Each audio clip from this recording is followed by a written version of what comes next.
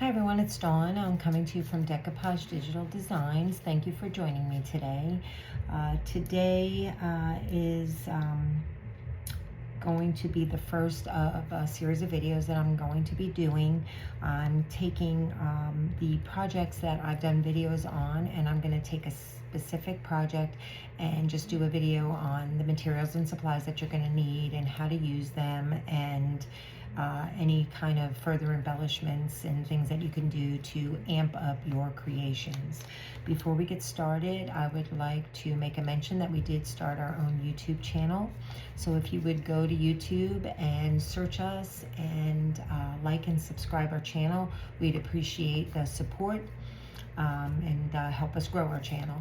So again, thank you for supporting us, and thank you for watching, and thank you for being here. So today we're going to work on shells as far as materials and supplies, and what you need to do to make your projects, to go to the next level as far as adding embellishments and everything else.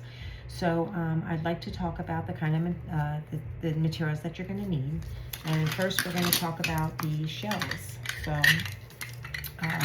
the shells that you're going to need, there's several different shells that you can use. This is the scallop shell.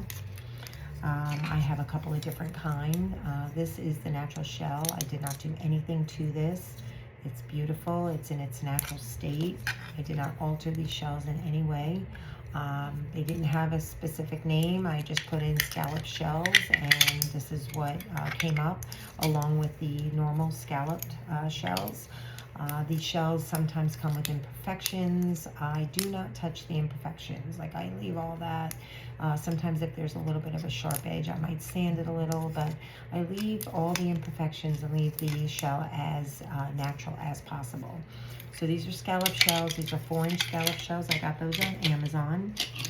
Then I got these are 3-inch Mexican flats, and again, these are the natural shell. This is the way they come. And in fact, when I lay my image in here, I do not paint the inside of the shell as you normally would, because once I put my resin or my top coat, all these natural colors come out beautifully. They're gorgeous, so I wouldn't paint these, but these are nice. They're easy to decoupage because they're flat. What I do with these is I use these, I either make them as display shells, or you can make trinket dishes out of them. These you can put magnets on these and make these magnets, or use them as display shells. Then we have oyster shells. These are concave oyster shells. These are about 4 or 5-inch shells. I got these from Amazon. These are beautiful when you decoupage them. A little bit tricky because of how deep they are, but they make very pretty shells. These are 4-inch. I got these also on Amazon, just as the others. Then you have your flat oyster shells. Now, these are 4-inch flat oyster shells. They're much easier to decoupage than the concave oyster shells, but they do have, some divots and some curves, but there are a flatter shell, so they are a little bit easier. If you can manipulate them because of their shape into a stand of some sort, they can be good for display, or you can make them into magnets. Yes, they are a little bit big. They do require 2 magnets, but they do make very cute magnets. I got some of Penny's beach designs, and the word beach fits right across these perfectly, so they made really cute magnets. That's what I did with them. So you have your flat oyster shells. I got those from Amazon. And then you can also get these 2-inch oyster shells. These are cute for keychains or Christmas ornaments, which when we get closer to the holidays, I'll go ahead and do a video on making Christmas ornaments. But these are 2-inch flat oyster shells. They're really cute. You can get these on Amazon. And then finally, the last shells that I use, now people also use clam shells. I have not used those. These are called Irish flats. These are 4-inch Irish flats. Again, these are natural. I did not alter these in any way. These are very easy to decoupage because they are flat. They do have very deep grooves and indentations. So when you do put your image in, you've got to take maybe like the back of a paintbrush and you know, push the image into the grooves, because they are pretty deep. And you don't want to get any air bubbles, but otherwise they make nice display shells, and they're really very, very pretty shells. They make very attractive looking shells. So those are your shells. I got all of my shells on Amazon. You can buy all these shells on Etsy. I've not yet ordered shells on Etsy. I've been ordering them from Amazon, and I haven't had an issue with them, so that's why I continue to order from them. But you can, and I believe some Facebook groups, they have people that you know, sell shells that you can buy. So you're going to need your shells, whatever you choose to use. You're going to need paintbrushes. You're going to need chalk paint. Now the chalk paint we use to paint the inside of the shell, to give it, when you put the image down on the shell and you decoupage it, it's going to melt into the shell. It's going to kind of disappear. So you need some kind of a backing. Now if you use a dark color, that's what's going to come through on your image. So you're better off just using a white chalk paint. You can also use acrylic paint. I choose to use chalk paint, but this is what you're going to use to paint the inside of your shell. Of course, you're going to need your images.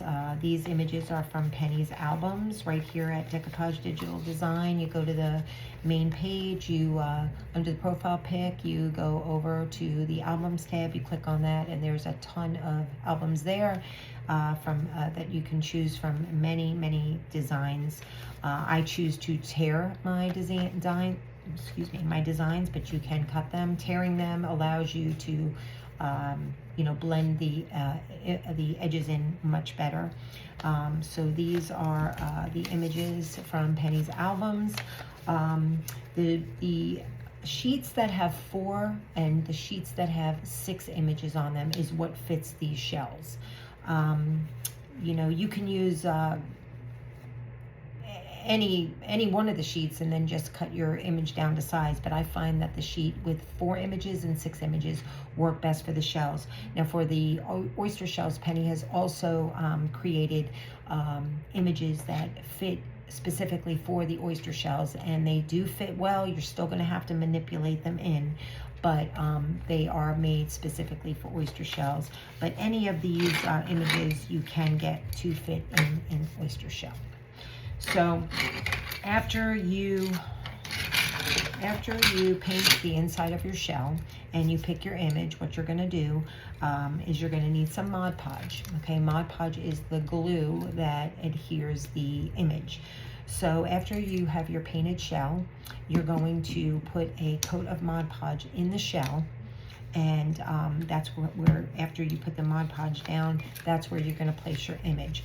Now if you're using, you can choose to use napkins or rice paper. I used to use napkins, but now I've 100% changed to using rice paper. I don't use napkins anymore, and you certainly can, and there's nothing wrong with it, but I choose to use rice paper. It's more forgiving, and the images are gorgeous. So you would lay your, if you're going to use napkins, so you put a very thin coat of Mod Podge, whereas if you use rice paper, you can lay the Mod Podge a little bit thicker. And after you lay your image down, what you're also going to need now is some plastic wrap. And the plastic wrap is going to help you get rid of the wrinkles. I've got a little piece here. It's not a very big piece. I tore off a piece. And what you're going to do is you're going to lay your image in, and then you're going to take your plastic wrap and you're going to rub your image, press it into the shell. And it's just going to smooth a lot easier with the plastic wrap, and that's why we use plastic wrap. So that's what you're going to need. Paintbrushes, I think I had said. That's what you're going to need to get your shells going. Now after you lay your image down in your shell, what you're going to do is you're going to start to embellish your shells. So what you're going to do is you're going to do what's gilding. That's you know, trimming the edges of your shells.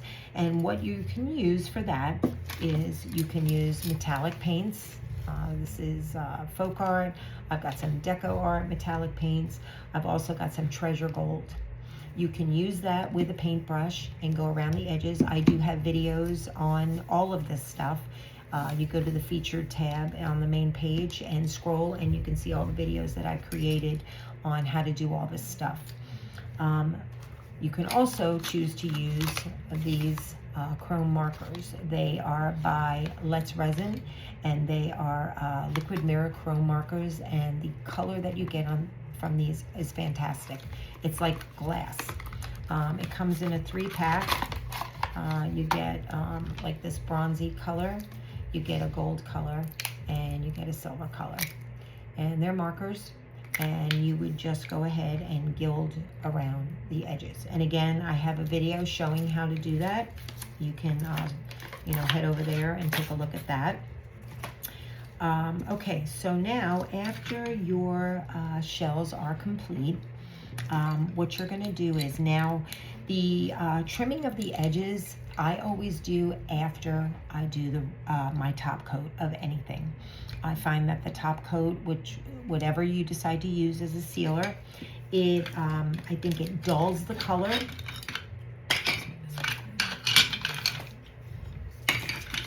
And the other thing is too, when you have your image in your shell and it's not protected by any kind of a top coat or a sealer, what happens is when you use the paint or the chrome markers, it tends to bleed into the image of the paper because the paper is not protected. So that's why you want to do the gilding of your edges after you do a top coat. So that is how you get your image on your shells.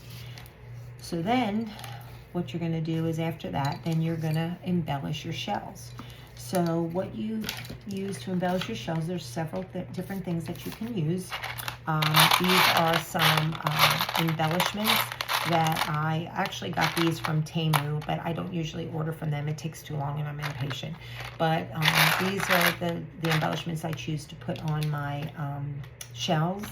I've also got some of these flat back pearls. You can use those. I have these cabochons. They're rhinestones. The reason they're called cabochons is because cabochons mean flat back, and that's what you need. That's what it works better. And more embellishments. These are the ones I got from Amazon, but you can use those to embellish your shells. And then to get your embellishment on your shells, you're going to use some type of glue. E6000 works pretty good. Also going to need a glue gun. So what I do is I usually use a glue gun first, and I go ahead and glue my embellishment just in place with the glue gun. But it's not going to hold long term. I mean, it'll hold for a while, but I think eventually it will pop off.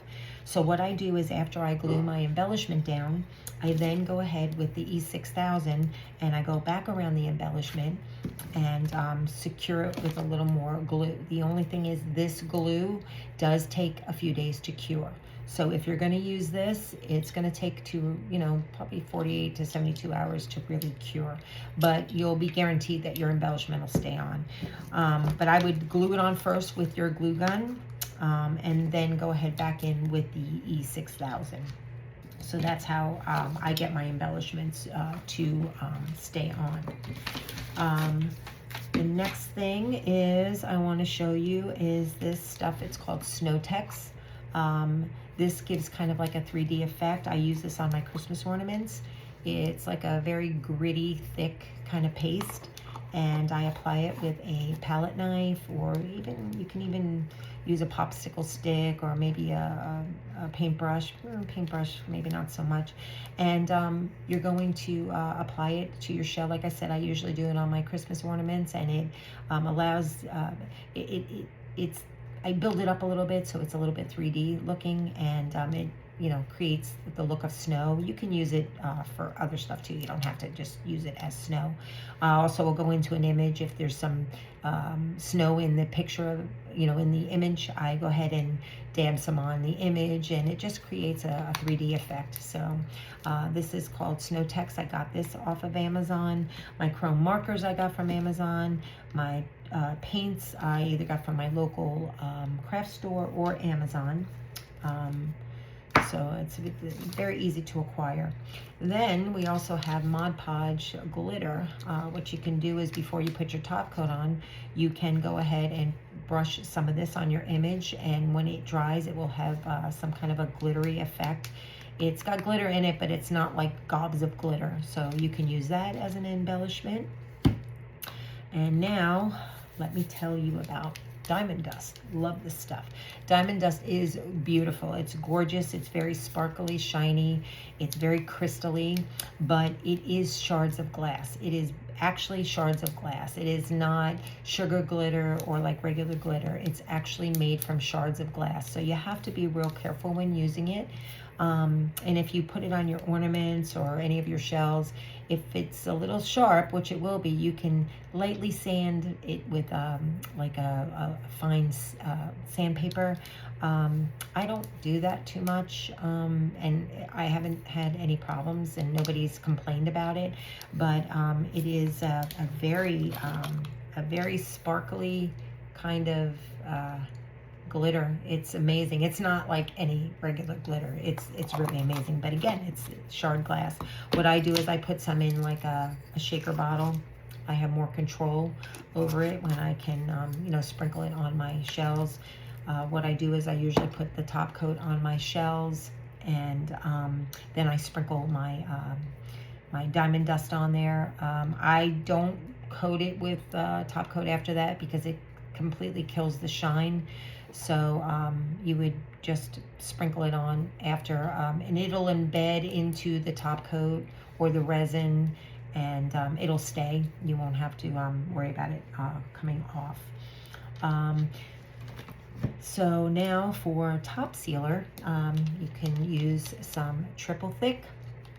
If you don't want to go the resin route, I used to use this, but since I discovered resin, I love the resin, so I don't really use this anymore. But, you know, people, there's a lot of different opinions on this. Some people say it yellows. There's a spray too. I wouldn't use the spray. I think the spray is the one that really yellows. This I've used on lots of my shells, and I've not yet seen any of them turn yellow. But again, that is just a matter of preference of, you know, researching it and looking it up, and, you know, see, you know, if it's something you'd want to use. But this I got at my local craft store or on Amazon. Also too, with the diamond dust, I've yet to find this in my local craft store. I had to order this from Amazon. Okay. The Snow Tex I got from Amazon too. Got a few more things. Magnets. If you want to turn your shells into magnets, well, there's a couple of different kinds of magnets. You've got your regular magnets, you know, your pretty common magnets that you can get anywhere. And then you have these magnets, and I apologize because I can't remember how to say the name of them, but it starts with an N,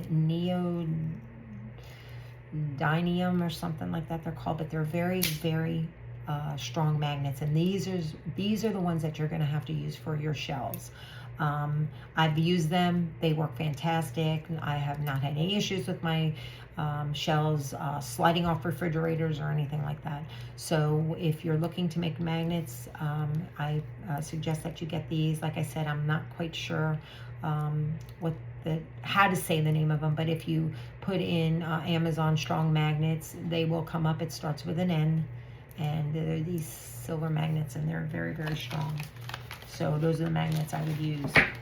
As far as top coat goes, like I said, you can either use the triple thick or you can use resin. UV resin, this is the brand I use. It's called Let's Resin. It's already mixed. You just pop the top off and you go ahead and use it. There's a lot of controversy about resin and about it being toxic, and you know, it's just something you're going to have to research. But if you use this, you're definitely going to need some gloves, and not just any old gloves. You need to get nitrile gloves. The other gloves, it eats right through.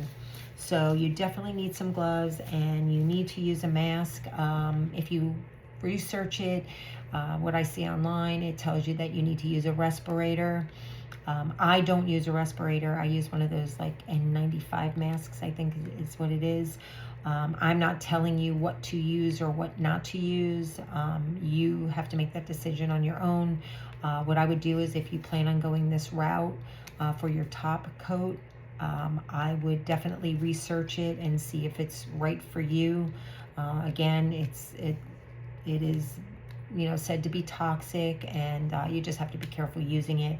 I use it for my shells. I love what it does for the shells, and I apply it with my gloved finger, but I do use a mask and I do wear gloves.